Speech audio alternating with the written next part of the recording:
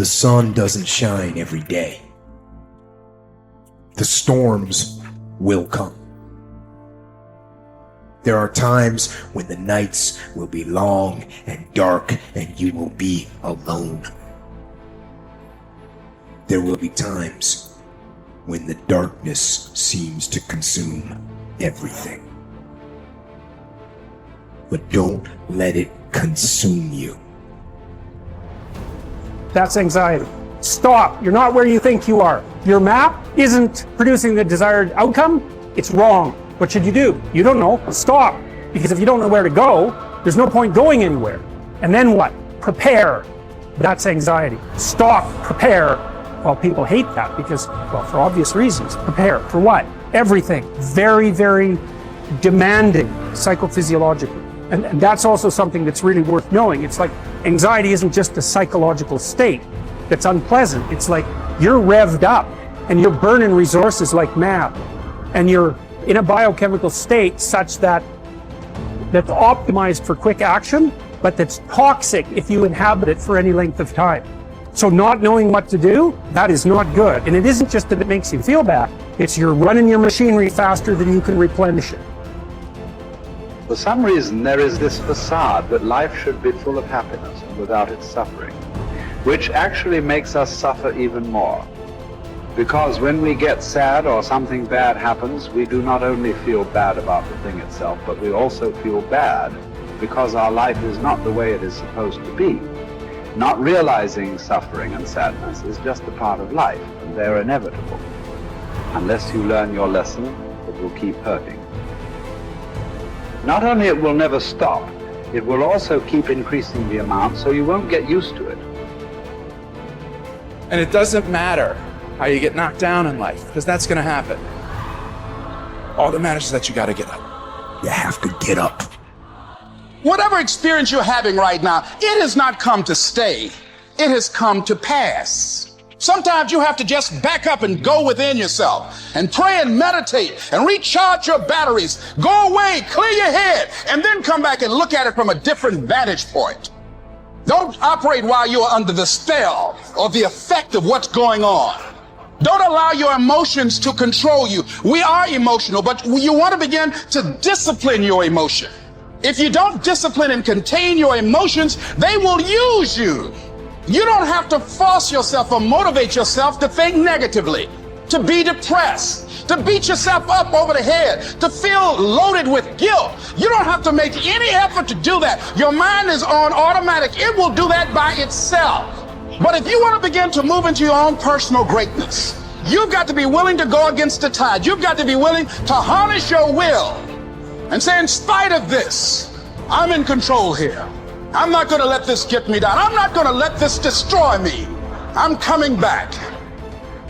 The same situation can either be perceived as a lead ball chained to your feet or as wings growing out of your shoulder blades.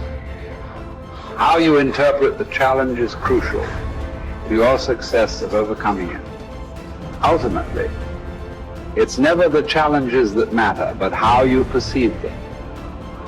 If you work at that which is before you, following right reason seriously, vigorously, calmly, without allowing anything else to distract you, but keeping your divine part pure, as if you should be bound to give it back immediately. If you hold to this, expecting nothing, fearing nothing, but satisfied with your present activity according to nature, and with heroic truth in every word and sound which you utter, you will live happy.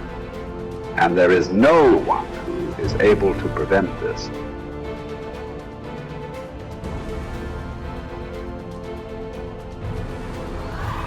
We are all bound by this oath to bear the ills of mortal life and to submit with a good grace to what we cannot avoid. So the spirit must be trained to a realization and an acceptance of its lot. It must come to see that there is nothing fortune will shrink from. There's no ground for resentment in all this. We've entered into a world in which these are the terms life is lived on. If you're satisfied with that, submit to them. If you're not, get out, whatever way you please. The happy man, therefore, is he who can make a right judgment in all things. He is happy who in his present circumstances, whatever they may be, is satisfied and on friendly terms with the conditions of his life, that man is happy, whose reason recommends to him the whole posture of his affairs. How do you bear the suffering that is at the crux of life without becoming tempted and embittered?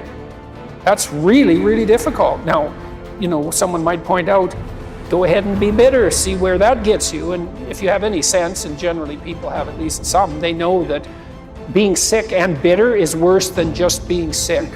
And that being right, it's worse, but it's very hard temptation to avoid. Sometimes you want to be bitter just out of spite in some sense, because things are so terrible. All you've got left is your willingness to shake your fist, and say, well, really? Is this like this many poisonous snakes? Really? That's like, maybe I could have learned with just 1 or 2, not 100. And so, but we're all stuck with that. And I think we're stuck with it at every level of our life in some senses. How do we maintain a high order moral orientation in spite of suffering and malevolence? Do you think that the man has any thought of mending his ways who counts over his vices as if they were virtues? Therefore, as far as possible, prove yourself guilty, hunt up charges against yourself, play the part first of accuser, then of judge, last of intercessor. At times be harsh with yourself. Set yourself free for your own sake.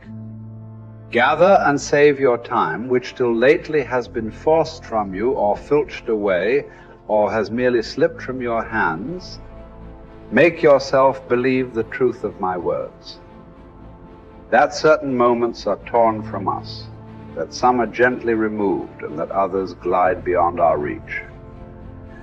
The most disgraceful kind of loss, however, is that due to carelessness. Furthermore, if you will pay close heed to the problem, you will find that the largest portion of our life passes while we are doing ill, a goodly share while we are doing nothing, and the whole while we are doing that which is not to the purpose. What man can you show me who places any value on his time, who reckons the worth of each day, who understands that he is dying daily? For we are mistaken when we look forward to death. The major portion of death has already passed. Whatever years be behind us are in death's hands. We should not manifest surprise at any sort of condition into which we are born, and which should be lamented by no one, simply because it is equally ordained for all. Yes, I say equally ordained, for a man might have experienced even that which he has escaped.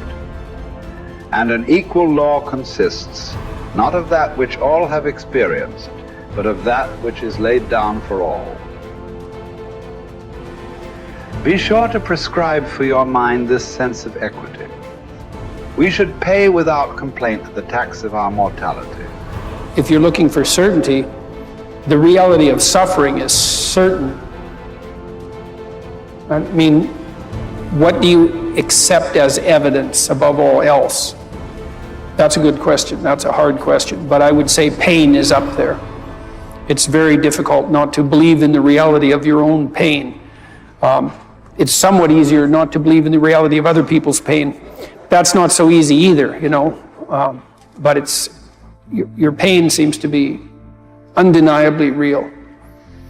And so it does beg a question, which is, if pain is undeniably real, is that which overcomes pain even more real?